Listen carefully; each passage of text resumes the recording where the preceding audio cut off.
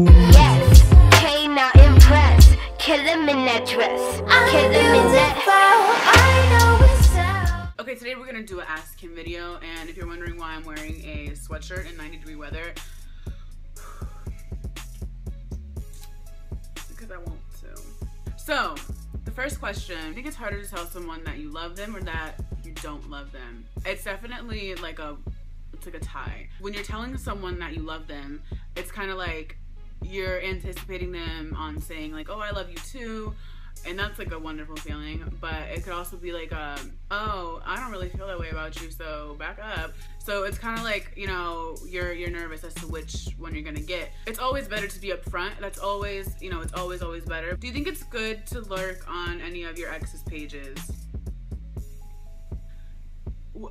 Why? I mean, I know everybody does it. Everybody goes on their ex's page, you know, every once in a while to see what's going on.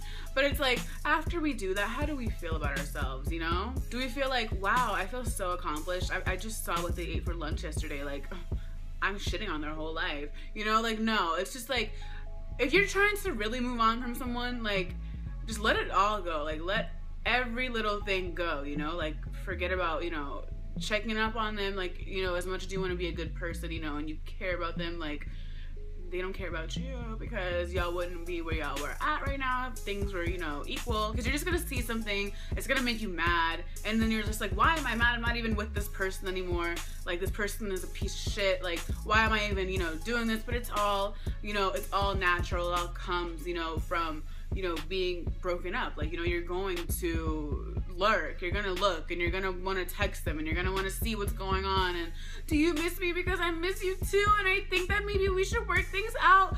But really, it's no, it's just like, it's just, you're in your feelings. Get out your feelings. But you know what, I'm gonna say this: if you truly and honestly miss an ex, and you really love an ex, and you want things to work, and you guys are both kind of playing this waiting game as to see like who is gonna do something or who's gonna say something first. You know, people are very prideful nowadays. Let me not say nowadays. People are very prideful. So when it comes to putting their pride aside to tell someone how they really feel, especially from a male's point of view, like, I know men have like this huge pride thing and this whole ego thing that they have going for themselves. That's the most frustrating thing in the world. But if you feel like you want to tell your ex that you miss him and that you love him and that you want to work on things with him, you tell him, because you should never feel like you're bottling up your emotions, you know? But just always think about what's best for you. Like, do you really think getting back with this guy is going to be good for you, or is it going to be toxic for you? So always think ahead before you say something, because you don't want to, you know, restart something up with someone and it's just like, why did I do this? Just keep pushing, because things get better and bigger. Have you ever had any of your exes break up with you and then pop up randomly trying to get back? Actually, yeah.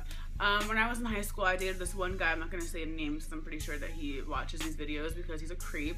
There was this one guy that I was dating, and it was in the summer, and I think I had just graduated high school. You know, he was just, you know, you know, I'm at a loss of words because I don't even know what to tell you guys. It was such a joke. But he had like did something, and I caught him, and I exposed, you know, everything on Facebook, because that was when Facebook was popping, and I was just embarrassing everybody who was a part of the situation.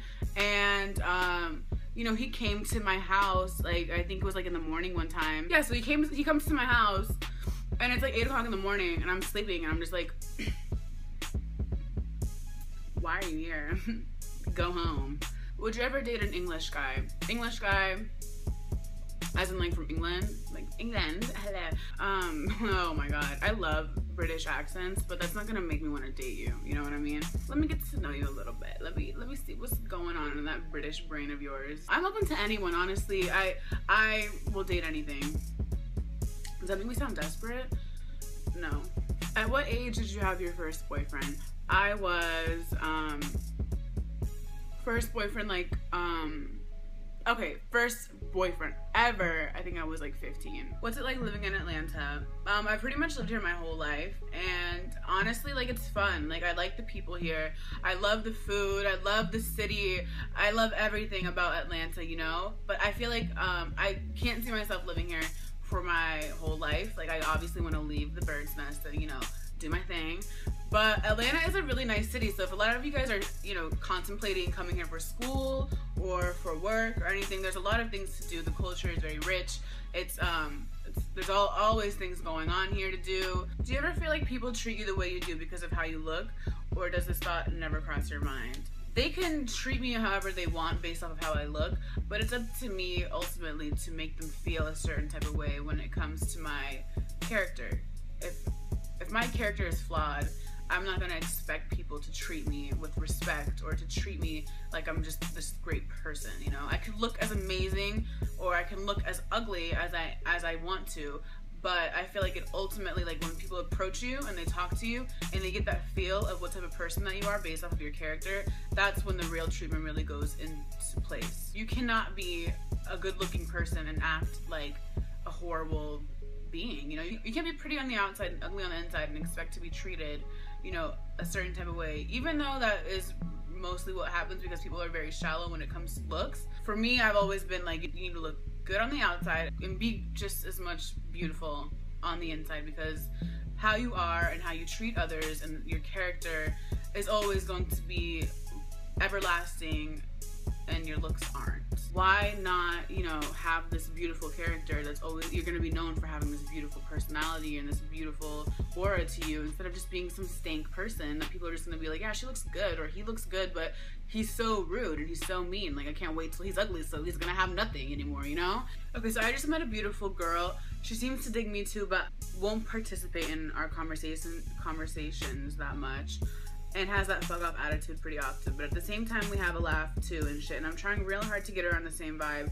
Is she just testing me that I'm not another fuckboy because she has a lot of them writing her daily, or is she just stuck up and enjoying the show? We've met once. It could be the whole thing, like she kind of has her guard up because a lot of guys do probably talk to her and are probably just trying to get in her pants because we're young. That's what guys want to do at this age. I don't know. Like maybe not all of them, but for the most part, I feel like both people just kind of want to do their thing. So she's probably used to a lot of guys, like, you know, just coming to her on some, you know, just being, you know, nasty. So she's probably gonna test you a little bit, but I'm pretty sure she likes you. Like, I don't engage in conversation with people that I don't like. So if I don't like you, I'm not going to talk to you. I'll maybe say, hey, what's up, you know, cool, and then that's it.